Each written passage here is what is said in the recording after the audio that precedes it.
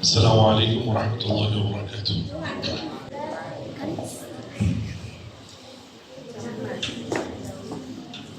الحمد لله رب العالمين والصلاة والسلام على سيد الأنبياء والمرسلين، أما بعد فأعوذ بالله من الشيطان الرجيم. بسم الله الرحمن الرحيم. قل هل يستوي الذين يعلمون والذين لا يعلمون. وقال رسول الله صلى الله عليه وسلم طلب العلم فريضة على كل مسلم.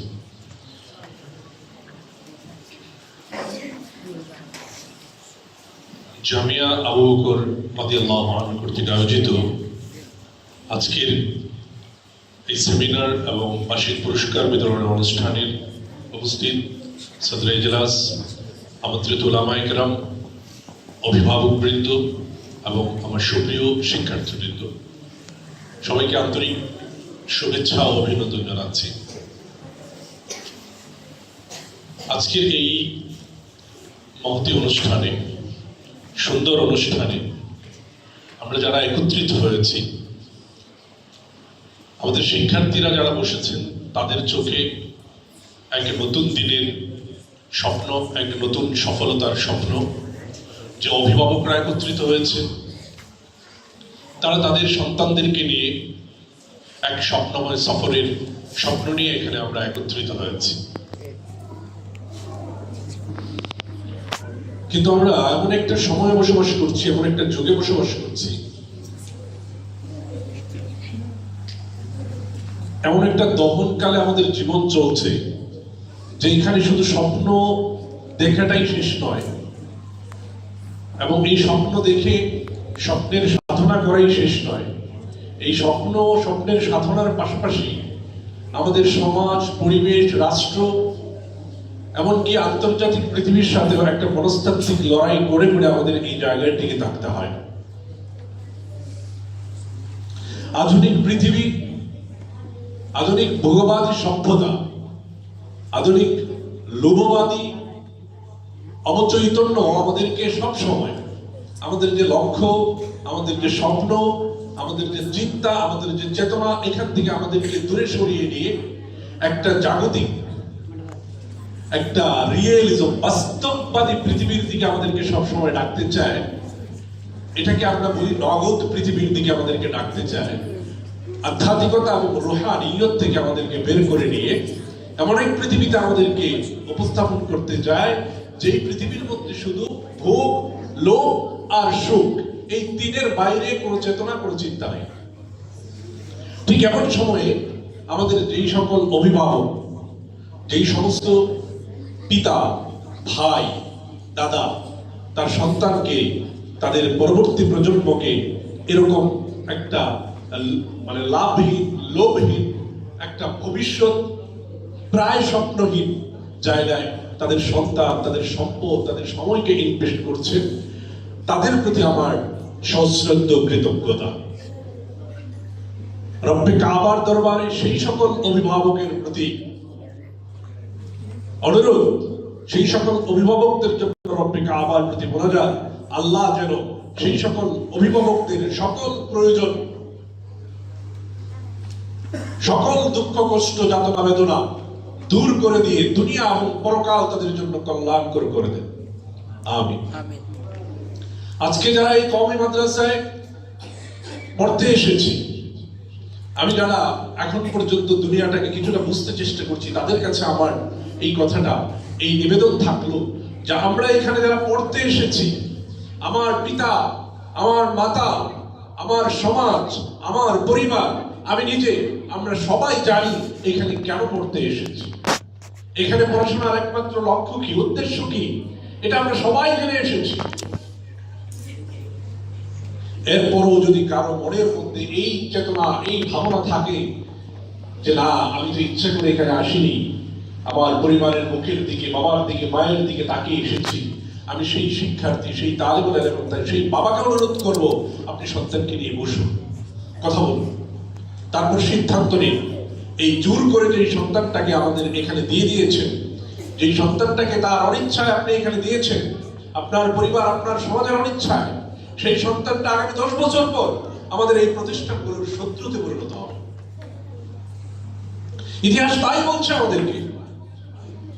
আজকের দিনে এই কওমি মাদ্রাসা নিয়ে সবচেয়ে বড় যে ষড়যন্ত্রটা হচ্ছে, এই কওমি মাদ্রাসার শিক্ষা নিয়ে সবচেয়ে নেগেটিভ চর্চা এবং নেগেটিভ আলাপটা যে হচ্ছে, সেই আলাপটার কেন্দ্রে দাঁড়িয়ে আছে আমাদের সেই সকল তালেবুল ইলম যারা তার পরিবারের ইচ্ছায়, পরিবারের মান্যতার কারণে এখানে পড়াশোনা করেছে, তাদের স্বেচ্ছায় পড়াশোনা করেনি, তারাই বরং আজকে আমাদের এই কওমি মাদ্রাসার সবচেয়ে বড় শত্রু হয়ে উঠেছে। পৃথিবীর এই সকল গ্যাম্বলিং, সকল জুয়া, সকল অত্যাচার, পৃথিবীর সকল ষড়যন্ত্রের বাইরে এই ষড়যন্ত্রের কেন্দ্রে দাঁড়িয়ে আছে আমাদের সেই সকল অনিচ্ছার শিক্ষার্থীরা। এই জন্য তোমরা যারা এখানে পড়তে এসেছো, তোমরা জানো এখানে পড়াশোনা করার পর আমাদের জীবনে আমাদের চারপাশে সুদখোর, ঘুষখোর, উপরি কামাইওয়ালা, সারাদিন নামাজ রোজা, আল্লাহ রাসূল, ইলম কালাম আখলাক ভুলে থেকে ব্যবসা বাণিজ্য করে পয়সায় ফুলে ফেপে ওঠা, তাদের যে সাময়িক স্বাচ্ছন্দ্য, এটা আমার আর তোমার মিলবে না, এটা জেনেই আমরা এখানে এসেছি। এরপরেও যদি আমরা আমাদের সমাজের মানুষের এই সুখ আর স্বাচ্ছন্দ্য, এই দেখানো, এই শোয়া, এই ভাববাদ দেখার পর আমাদের মনে হয় যে আমাদের উস্তাদগণ, আমাদের মাদ্রাসাগুলো আমাদেরকে দুনিয়ার হাইসুয়েতে ঠকিয়ে দিয়েছে, তাহলে বুঝতে হবে তুমি তোমার কমিটমেন্টে, তুমি তোমার শপথ ভঙ্গ করেছো, তুমি তোমার কমিটমেন্ট ভঙ্গ করেছো, তুমি তোমার ইলমের প্রতি অত্যাচার করেছো, জুলুম করেছো, তুমি তোমার উস্তাদের প্রতি জুলুম করেছো, তুমি তোমার যে ইলম অর্জন করেছো সেই শপথের মধ্যে তুমি নেই।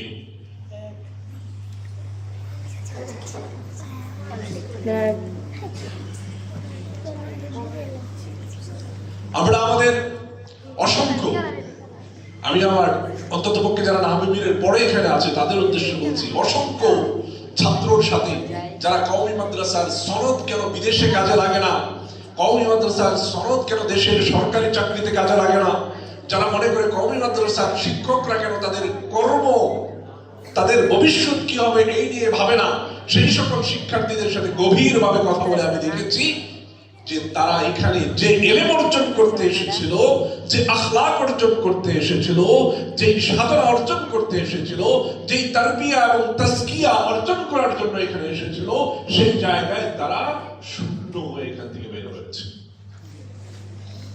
তারা মাদ্রাসার নিজামকে ফাঁকি দিয়েছে, তারা দর্শি কিতাবকে ফাঁকি দিয়েছে, তারা ফন শিখে নাই, তারা এইখানের যে মূল প্রেরণা ইলম, কোরআন সুন্নাহ, এই কোরআন সুন্নাহ ইলম তারা শিখে নাই। আমার এখানে পড়ানো চারটা ভাষা তারা শিখে নাই, এই ভাষাগুলোর প্রতি তাদের কোনো আগ্রহ ছিল না।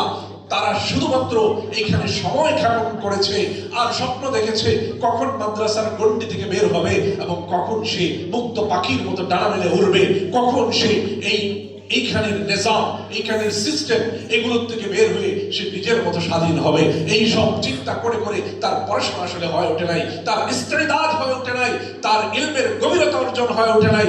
এরপর যখন সে এইখান থেকে বের হয়েছে, কিছুদিন সে মনে করেছে মুক্ত হয়েছে, মুক্ত হওয়ার পরে যখন তার জীবনের বাস্তবতা সামনে এসেছে, যখন তার সামনে আয় রোজগার, রিস্কের প্রশ্ন সামনে এসেছে, তখন সে তাকায় দেখে যে তার তো আসলে কিছু করার না। পরিবারের উচ্চাসিত প্রত্যাশা, সে ঢাকা থেকে দাওরা পাস করেছে, ইফতা করেছে, মুফতি হয়েছে, কিন্তু ওই দাওরা পাস, ইফতা আর মুফতির যোগ্যতা, লকবের ভেতরের যে যোগ্যতা, তার কিছুই সে অর্জন করেনি। এখন সে এক প্রতিষ্ঠানে যায়, বছরখানেক চাকরি করে, তারপর ক্লাসের মধ্যে ছাত্ররা তার ক্লাস উপভোগ করে না, মাদ্রাসার অন্যান্য শিক্ষকদের সাথে তার সম্পর্ক ভালো থাকে না, গার্ডিয়ানের সাথে সে সুন্দরভাবে কথা বলতে পারে না, মাদ্রাসার কর্তৃপক্ষের সাথে কিভাবে ডিল করতে হয়, কিভাবে অফিসিয়াল ভাষায় কথা বলতে হয়, সে তার অফিসিয়াল ভাষা অর্জন করে নাই, অফিসিয়াল ল্যাঙ্গুয়েজ সে অর্জন করে নাই, যেই কারণে কর্তৃপক্ষের সাথে সবসময় তার টুকরা টুকরি লেগে থাকে। এক বছরের মাথায় সে এই প্রতিষ্ঠান থেকে বিদায়,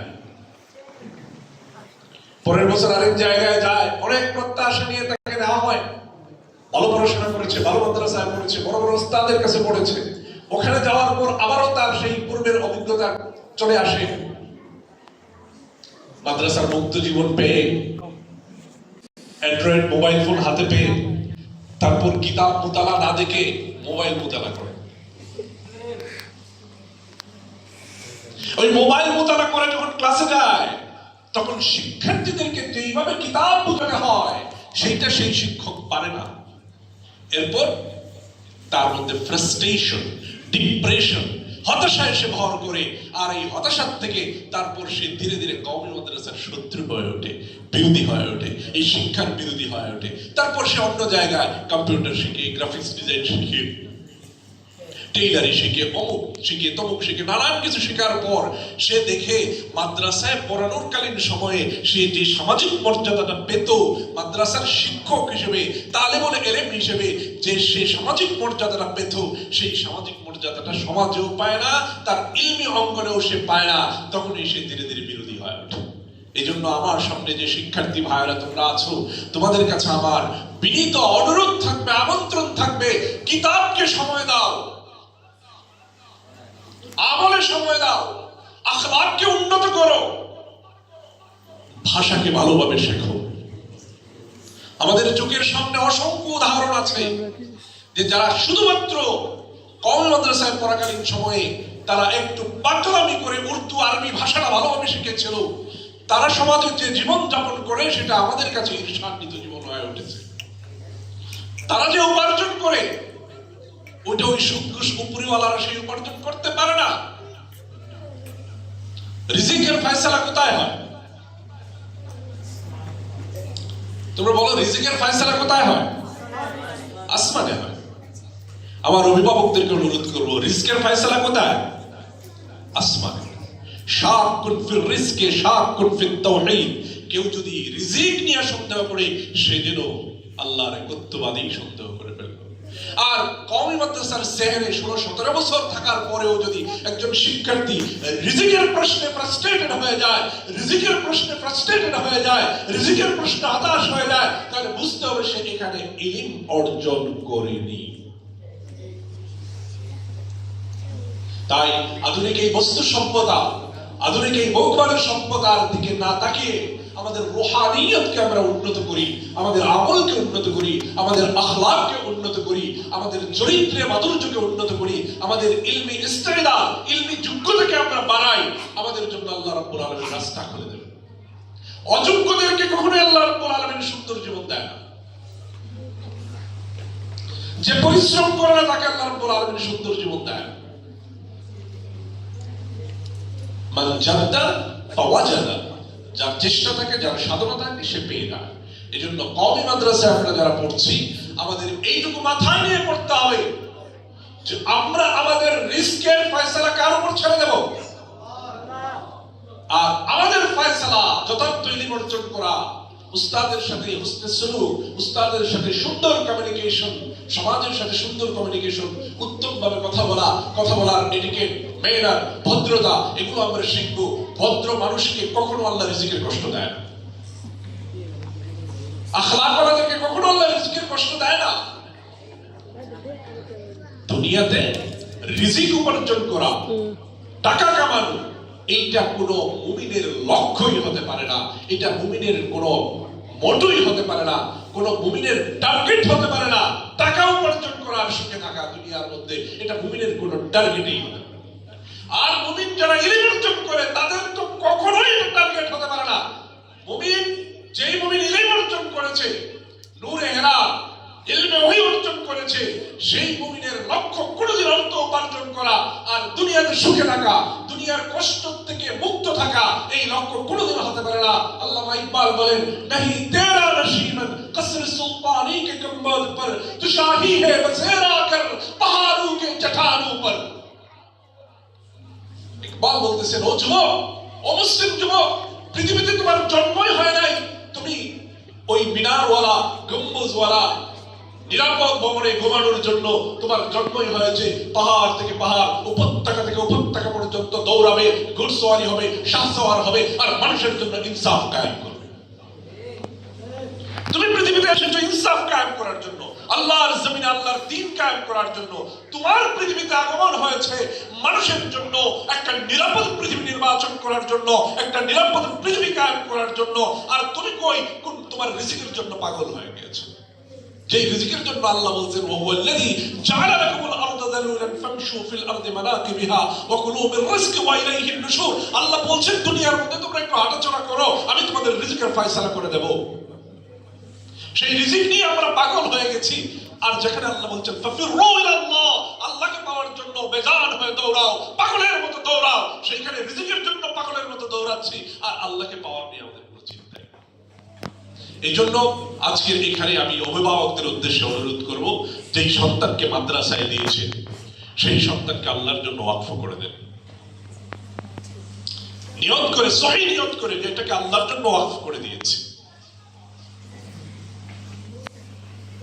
আর যার আল্লাহ হয়ে যাবে তার দুনিয়ার আর কোনো কিছু প্রয়োজন আছে? এই জন্য আসুন ছোট্ট একটা ইতিহাস বলে আমি কথা শেষ করব। আমাদের এই শতকের গোড়ার দিকে এই দেশে দুই ধরনের মাদ্রাসা ছিল, ওল্ড স্কিম, নিউ স্কিম। ওই রিজিকের প্রশ্নে, সার্টিফিকেটের প্রশ্নে এই দুইটাই শেষ হয়ে একদিন স্কুল কলেজে পরিণত হয়ে গেল, আলিয়া মাদ্রাসায় পরিণত হয়ে গেল। তারপর মাত্র 19টা প্রতিষ্ঠান এই কওমি দ্বারার বিদ্রোহ করে তারা লড়াই করে করে করে করে আজকের এই জায়গা আমাদেরকে এনে দিয়েছে। আপনারা আমাদের এই মুরব্বীদের লড়াই সংগ্রাম, তাদের চোখের অশ্রু, তাহাজ্জুদের অশ্রু, তাহাজ্জুদের কান্না, তাদের এই না খেয়ে থাকা, তাদের এই পৃথিবীর চাকচিক্য থেকে দূরে থেকে শুধুমাত্র আল্লাহর দ্বীনের চাকচিক্যের জন্য তারা যে কুরবানি দিয়েছেন, সেই কুরবানিকে শুধুমাত্র একটু রিজিকের জন্য, কয়েকটা টাকার জন্য আপনারা বিক্রি করে দিয়ে এই কওমি মাদ্রাসার ভবিষ্যৎকে ধ্বংস করেন না। আমার প্রিয় ছাত্র ভাইরা, হৃদয়ে অনেক কষ্ট নিয়ে কথাগুলো বলছি যে আজকে আমাদের শত্রু আমরাই হয়ে উঠেছি, আমরাই আমাদের শত্রু হয়ে উঠেছি। এই জন্য এই জামিয়া আবু বকরে যারা পড়ছেন তারা এই অঞ্চল বলতে বাংলাদেশের মোটামুটি বৃহত্তর ময়মনসিংহের মানুষের কোরআন শিক্ষা, মানুষের সুন্নতের জিন্দেগি, মানুষের নামাজ, মানুষের ওযু, মানুষের তাহারাত, মানুষের আল্লাহর সাথে সম্পর্ক তৈরি করার জন্য যেই মনীষী, যেই মানুষটাকে আমরা শৈশব থেকে দেখেছি যে নাওয়া খাওয়া ঘুম জীবনের অসুস্থতা সব কিছু ছেড়ে দিয়ে পথে পথে প্রান্তরে প্রান্তরে অলিতে অলিতে গলিতে গলিতে মানুষের বাড়িতে বাড়িতে দৌড়িয়েছেন মানুষকে আল্লাহর পথে আনার জন্য, মানুষকে কোরআন শিক্ষা দেওয়ার জন্য, মানুষকে সুন্নতের সহি আমল শিক্ষা দেওয়ার জন্য। সেই শাহ মোহাম্মদ ইসমাইল সাহেব হাফিজাহুল্লাহ রাফাহুল্লাহ দারাজাতাহু ফিদ দুনিয়া ওয়াল আখিরাহ, এই হযরতের প্রতিষ্ঠান জামিয়া আবু বকর। আর এইখান থেকে আমি বিশ্বাস করি আমরা তাসকিয়া, তারবিয়া এবং নিরেট মুখলেস একজন মুমিন হিসেবে এখান থেকে বের হব এবং আমরা আগামীর পৃথিবী নেতৃত্ব দেব, আগামীর পৃথিবীকে দেখিয়ে দেব যে রিজিকের টেনশন না করেও রিজিকের স্বাচ্ছন্দ্য আনা যায়। এটা দেখি আমরা কওমি মাদ্রাসার লিগাসি, কওমি মাদ্রাসার উত্তরাধিকার এই সমাজে প্রতিষ্ঠিত করব। আল্লাহ রাব্বুল আলামিন আমাদের সবাইকে তৌফিক দান করুন। আমি গার্ডিয়ান শাড়ি থেকে অনুরোধ করছি মাওলানা মাহফুজুর রহমান ভাইকে একটু সামনের দিকে আসার জন্য। আমার কলিগ বড় ভাই দারুর রাশাদের ফাজিল মাওলানা মাহফুজুর রহমান ভাইকে সামনে আসার জন্য একটু অনুরোধ করছি। কথা শেষ করলাম, সবাই ভালো থাকবেন। আসসালামু আলাইকুম ওয়া রাহমাতুল্লাহি ওয়া বারাকাতুহু।